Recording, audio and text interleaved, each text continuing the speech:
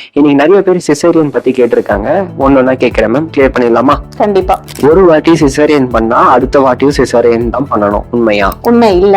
குழந்தை various ரீசன்ஸ்க்காக caesarean ஆயிருக்கலாம். அடுத்த குழந்தைக்கு அடிக்குவேட் இன்டர் பிரெக்னன்சி இன்டர்வல் இருக்கு, பேபி அண்ட் மதரோட ஃபேக்டர்ஸ் எல்லாமே நல்லா இருக்குன்னா vaginal birth after caesarean section கண்டிப்பா அது பாசிபிள். சிசேரியன் மூலமா பிறக்கிற குழந்தை வீக்கரா இருக்கும், உண்மையா? உண்மை இல்ல. நார்மல் டெலிவரியும் சிசேரியனும் கம்பேர் பண்ணீங்கன்னா சிசேரியன் மூலமா பிறக்கிற குழந்தைங்க நார்மல் டெலிவரி குழந்தைங்களை விட ஸ்ட்ராங்கரா இருக்க வாய்ப்புகள் அதிகம். டியூ டேட் முடிஞ்சும் பெயின் வரலன்னா கண்டிப்பா சிசேரியன் தானா? கண்டிப்பா இல்ல.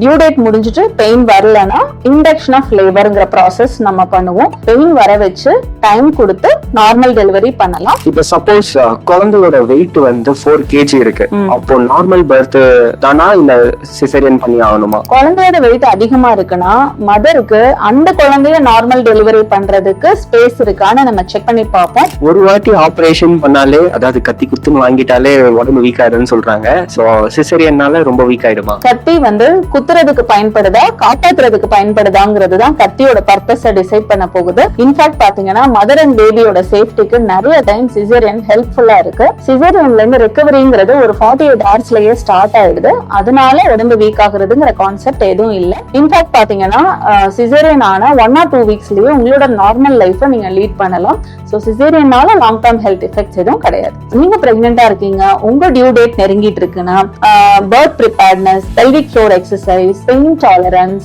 இதெல்லாம் நீங்க என்ஹான்ஸ் பண்ணுங்க. எண்ட் ஆஃப் த டே உங்களுக்கு நார்மல் டெலிவரி வர்றதுக்கு தான் வாய்ப்புகள் அதிகம். இன்கேஸ் சிசேரியன் தேவைப்பட்டா அது உங்களோட அண்ட் உங்க பேபியோட சேஃப்டிக்காக தான் இருக்கும்.